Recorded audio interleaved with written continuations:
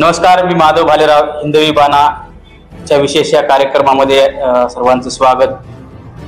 स्थानिक स्वराज्य संस्थेच्या निवडणुकीची रणधुमाळी चालू झालेली आहे. नगरपालिकेचं आरक्षण, वार्डाचं आणि नगराध्यक्ष पदाचं आरक्षण नुकतंच जाहीर झालेलं आहे आणि आरक्षण जाहीर झाल्या भावी नगरसेवकामध्ये एक उत्साहाचं वातावरण निर्माण झालेलं आहे. 10 वर्षे नगरसेवक राहिलेले आडुल शेठ यांचे चिरंजीव आपल्यासोबत चर्चा करण्यासाठी आले आहेत. तेही वार्ड क्रमांक 9 मधून इच्छुक आहेत. 10 वर्षे त्यांची आई हे नगरसेवक पदावर होते आणि कंधार नगरपालिकेचं आरक्षण हे ओबीसी प्रवर्गाला सुटले असल्यामुळे त्यांच्याकडे हे ओबीसी प्रमाणपत्र असल्यामुळे तेही नगराध्यक्ष पदाचे दावेदार आहेत. सध्या सोशल मीडियातून त्यांच्या नावाची चर्चा आहे. या संदर्भात आपण त्यांच्याशी दिलखुलास अशी चर्चा करणार आहात. भाऊ, हिंदवी बाणामध्ये आपलं स्वागत. 4 वर्षांनंतर कंधार नगरपालिकेच्या निवडणुका होणार आहेत असं एक वातावरण निर्मिती झालेलं आहे. वार्डाचं आरक्षण सुटलेलं आहे आणि नगराध्यक्ष पदाचंही आरक्षण सुटलेलं आहे. कशा पद्धतीचा हा आनंद आहे? सर्वप्रथम मी हिंदवी बाणा या चॅनलचा आभार मानतो. त्याने मला तुमच्या माध्यमातून मला इथं बोलण्याचा आणि माझा जो मनातील आहे आणि आम्ही केलेल्या कार्याचा लोकांपर्यंत जावं यासाठी तुम्ही आम्हाला बोलल्या, त्याबद्दल तुमचा सर्वप्रथम मी आभारी आहे. कंधार नगरपालिकेमध्ये आजपर्यंत जे काही घडला त्याच्यामध्ये आमच्यासारख्या तरुण पोरांना, नगरसेवक आमची आई असली तरी आमच्यासारख्या तरुण पोराला आदरणीय प्रतापराव पाटील चिखलीकर साहेब आणि तरुण पिढीला समोर नेण्यासाठी प्रवीण पाटील चिखलीकर साहेब यांनी समोर आणलं, त्याबद्दल मी त्यांचा आभार मानतो. आणि 10 वर्ष विजयगड असो, रामरायनगर असो, संभाजीनगर असो, मुक्ताईनगर असो, या सर्व प्रभागात आमचा प्रभाग खूप मोठा होता, त्याच्यानंतर छोटा झाला. या सर्व ठिकाणच्या मायबाप जनतेने आम्हाला साथ देऊन आम्हाला निवडणुकीत निवडून दिले, त्याबद्दल मी सर्वप्रथम त्या लोकांचा आभार मानतो. आभार मानून मी चालणार नाही. त्यांनी एवढी मोठी जबाबदारी आमच्यावर दिली होती. आम्ही कुठं ना कुठं त्याच्यावर ठामपणे उतरण्याचा प्रयत्न केला. त्याच्यात काही गोष्टी राहिल्या असतील, काही गोष्टी झाल्या असतील आणि यांचा उपकार मी कधीही जीवनात विसरणार नाही. त्यांनी एवढं मोठं माझ्यासाठी आज काम केलेलं आहे. आता 4 वर्ष झालं. 4 वर्ष म्हणजे कंधार नगरपालिकेचा कालावधी संपून जवळपास 4 वर्ष झालं. या 4 वर्षामध्ये निवडणुका आज लागतील, उद्या लागतील, आज लागतील, अशामध्ये 4 वर्ष केलं. आता आरक्षण जाहीर झालेलं आहे. काय तुमच्या नेमक्या भावना आहेत? आरक्षण जाहीर झाल्यानंतर सर्वप्रथम 4 वर्ष याच्यामध्ये जो गॅप पडला त्यामध्ये खूप लोकांचा आणि दुसऱ्या काही प्रभागात लोकांचा जनतेशी संवाद तुटला. पण आम्ही हे 4 वर्षाच्या गॅपमध्ये जनतेचा संवाद तुटू दिला नाही. आम्ही जनतेच्या संपर्कात राहिलो आणि आम्ही जनतेच्या संपर्कात राहिल्यामुळे आम्हाला असं वाटू लागलं की बाबा पुढच्याही निवडणुकीत आम्हाला लोक मदत करतील, निवडून देतील. आणि आमचा जो उत्साह जो आज वाढलेला आहे, आरक्षण कोणताही होतो, मला सभागृहात अजून माझ्याकडे ओपन महिला एससी सर्वसाधारण सुटलेला आहे आणि आम्हाला या गोष्टीचा आनंद आहे. पुढे काय होईल हे जे आपण मधामधले जे 4 वर्ष होते, कारण कार्यकर्ता जपून ठेवणं आणि त्यांना पोहोचणं हे कितपत तुमच्यासाठी अवघड गेलं? एक तर असं होऊ लागलं की नगरपालिकेत प्रशासन असल्यामुळे काही गोष्टी व्हायच्या नाहीत, काही गोष्टी व्हायचे. लोकांची अडचणीत वाढ झाली आणि आपल्याकडं त्या 4 वर्षाच्या कार्यकाळात आमदार एका पक्षाचे, खासदार एका पक्षाचे, इथली नगरपालिकेवर प्रशासन, त्यामुळे खूप प्रश्नांना आम्हाला सामोरं जावं लागलं. पण यामध्ये आदरणीय प्रतापराव पाटील चिखलीकर साहेबांनी आम्हाला वेळोवेळी मदत केली.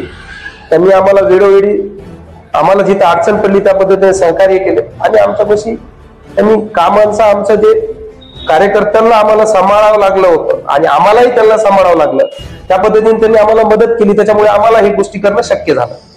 आता पूर्वी वार्ड कमी होते, नगरसेवक 17 होते, नगरसेवक 3 वाढलेले आहेत आणि प्रभागही वाढले आहेत. 2 वार्डांचा एक प्रभाग 9 मधून तुम्ही निवडणूक लढवणार आहात. फक्त मुक्ताईनगरचा जो भाग होता तो आता अलग केलेला आहे. येणारी निवडणूक ही तुमच्यासाठी सोपी राहील की अवघड राहील असं वाटतं? माझ्याकडून मुक्ताईनगरच हा भाग तुटलेला नाही. तर माझ्याकडून मुक्ताईनगर हा भाग तुटला, संभाजीनगर मधला अर्धा भाग तुटला, रामरेन नगर पूर्ण भाग तुटला आणि नवीन काही भाग माझ्यामध्ये जोडला. आणि आम्ही ह्या 10 वर्षाच्या कार्यकाळात आणि हे वरचे 4 वर्ष म्हणजे आम्हाला हे 14 वर्षाच्या कार्यकाळात आम्ही किमान एक 5 ते 10 कोटीच्या आमच्या प्रभागात कामं केली. आणि त्यामुळे लोकांमध्ये आमची छवी अशी झाली की बाबा काही ना असो, यांनी आम्हाला, आम्ही फोन केले वेळोवेळी तर आम्हाला काहीतरी आमचं काम असेल तर ते काम केलेत. आम्ही लोकांच्या संपर्कात राहिलो. आम्हाला सगळ्या गोष्टीचा हे आनंद आहे की आम्ही ज्या लोकांनी सगळं संपर्क तुटून टाकला त्यावेळेस बी आमचा लोकांमध्ये संपर्क होता. त्याच्यामुळे मायबाप जनता आम्हाला याही निवडणुकीत माघार ठेवणार नाही असं मला वाटतं. तुमचे नेते प्रताप पाटील चिखलीकर हे शिवसेनेमध्ये होते, त्यावेळेस निवडणुका झाल्या होत्या आणि शिवसेनेच्या धनुष्यबाणावर तुम्ही निवडून आला होता. परंतु मधल्या काळामध्ये तुम्ही भारतीय जनता पार्टीमध्ये गेलात आणि त्या कालावधीमध्ये निवडणुका झाल्या नाहीत. परंतु भाजपामध्ये एक तुम्ही मुस्लिम समाजाचा चेहरा आणि भाजपमध्ये काम करताना तुम्हाला नेमक्या कोणत्या अडचणी आल्या त्यावर? भाजपमध्ये काम करताना आम्हाला समाजासमोर खूप मोठ्या अडचणीचा सामना करावा लागला. भाजपचे काही निर्णय होते, जसं NRC झाली, CA झाला, त्यावेळेस चिखलीकर साहेब हे तत्कालीन खासदार होते आणि आम्हाला एक समाधान हे होता की जो आमचा नेतृत्व आहे, जे आमचा नेता आहे, आम्ही ज्या नेत्याच्या सोबत काम करतो तो एकदम सेक्युलर नेता होता. त्या नेत्यानं कधी जातीपातीचं राजकारण केलं नाही आणि कार्यकर्त्यांसोबत कधी जातपात बघितली नाही. त्या नेत्यासोबत आम्ही असल्यामुळे आम्हाला सामना करावा लागला, पण आम्ही त्या समाधान. भाजप ज्यावेळेस भारतीय जनता पार्टीमध्ये होता त्यावेळेस निवडणुका झाल्या नाही, हे आनंद आहे का? बिलकुल, आम्हाला या गोष्टीचा खूप चांगला आनंद आहे की भाजपमध्ये असताना निवडणूक झाली नाही. जर झाली असती तर आम्हाला एवढं हे होतं की चिखलीकर साहेब याच्यात कोणता ना कोणता मार्ग काढली असती.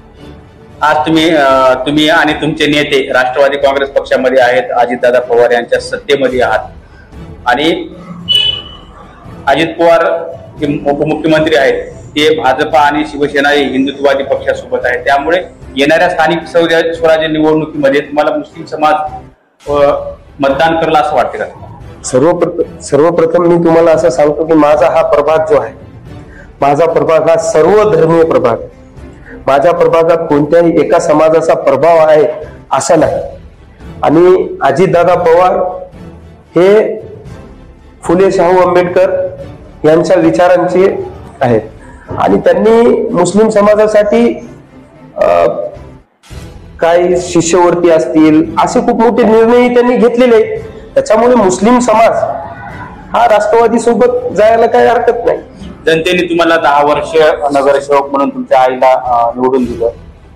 एक वार्डाचं जे वार्डामध्ये ज्या पद्धतीने विकास काम व्हायला पाहिजे होते त्या 10 वर्षाच्या काळामध्ये नेमकी कोणकोणती विकास कामे तुमच्या कार्यकाळात? मी तुम्हाला आता माझ्या प्रभागात आदरणीय प्रवीण पाटील चिखलीकर साहेबांनी, मी एक तरुण असल्यामुळे माझ्यावर विश्वास टाकून ज्या पद्धतीने इथं निधी टाकण्यात आला.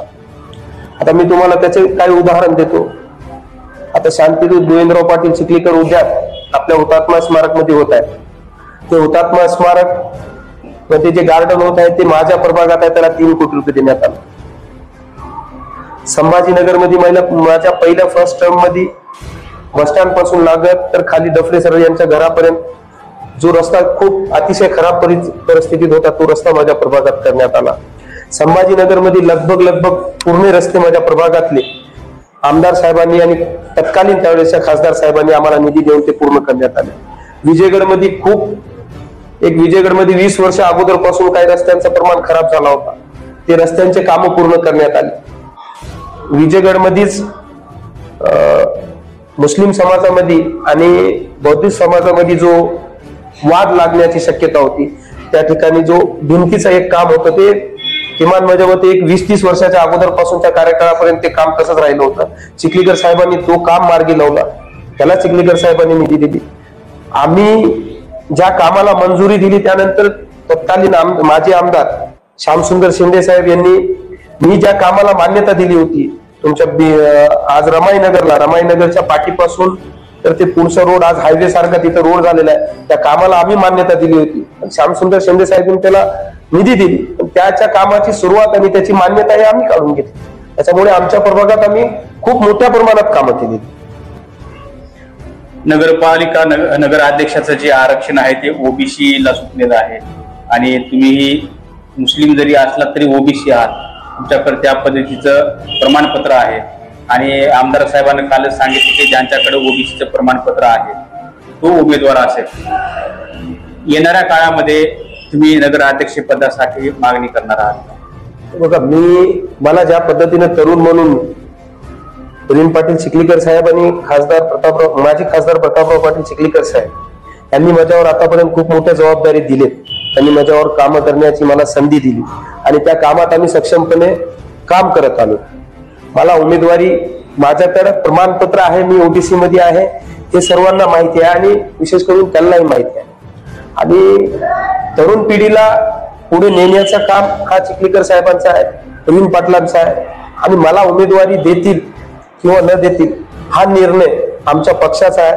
त्या पक्षाची कोर कमिटी ठरेल आणि विशेष करून प्रवीण पाटील आणि प्रतापराव पाटील चिखलीकर साहेब हे याच्यावर निर्णय घेतील की आमच्यासाठी काय योग्य आहे आणि काय योग्य नाही. आणि आम्हाला उमेदवारी भेटली तर त्याचा आनंद, भेटली नाही तरी त्याचा निर्णय चिखलीकर साहेबांनी. डिसेंबर किंवा जानेवारी महिन्यामध्ये निवडणूक लागण्याची शक्यता आहे. ज्यावेळेस निवडणुका लागतील त्यावेळेस आपण आणखी चर्चा करणार आहात. परंतु येणाऱ्या निवडणुकीमध्ये तुम्ही ज्यावेळेस लोकांसमोर जाणार आहात त्यावेळेस तुमच्या निवडणुकीमध्ये विकासासंदर्भामध्ये नेमका निवडणुकीचा काय अजेंडा असणार आहे? आता बघा, निवडणुकीच्या संदर्भात काय झालं की गेल्या 5 वर्षात शिंदे साहेब इथले आमदार होते आणि प्रवीण पाटील चिखलीकर यांनी कंधार लोह्याचा कारभार, चिखलीकर साहेब खासदार असल्यामुळे त्यांनी इथलं सगळं व्यवहार बघितला.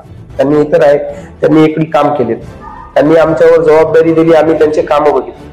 आणि विकासाचं काम करताना आमदार एका पक्षाचे असल्यामुळे, खासदार एका पक्षाचे असल्यामुळे काही गोष्टीत काही कामं राहून गेली असतील लोकांमध्ये चिखलीकर परिवार हा नेहमी लोकांच्या सुखादुखात राहिलेला आहे आणि त्या जनतेसोबत एक नाळ जुळलेली आहे त्यांची या जनतेसोबत आणि जनता त्यांच्या सोबत. आजच्या सर्व्हे मध्ये लावले तर जनता त्यांच्या सोबत आहे. जनता हा निर्णय त्यांच्या बाजूने देणाऱ्या येणाऱ्या निवडणुकीत चिखलीकर साहेबाचे, राष्ट्रवादी काँग्रेस पक्षाचे सर्वचे सर्व उमेदवार निवडून येतील आज आम्हाला असं वाटू लागलं. अजेंडा काय राहणार आहे? आमचा अजेंडा बिलकुल, आमचा अजेंडा विकासाचा राहील, राहिलेला मार्केटचा राहील. जे कंधारचं व्यापारी संकुलन जे 2011च्या नंतर जे संपूर्ण संपलेलं आहे त्या व्यापारी संकुलाला चिखलीकर साहेबांनी जागा उपलब्ध करून दिली. त्या व्यापारी संकुलनाचा आमच्याकडे अजेंडा राहील. आपल्या कंधारमध्ये ज्या पद्धतीने चारी बाजूचे रस्ते आहेत त्या रस्त्याचा अजेंडा राहील. शहरात अजून एक उद्यान झाला, दुसरा उद्यान व्हावा याचा अजेंडा राहील.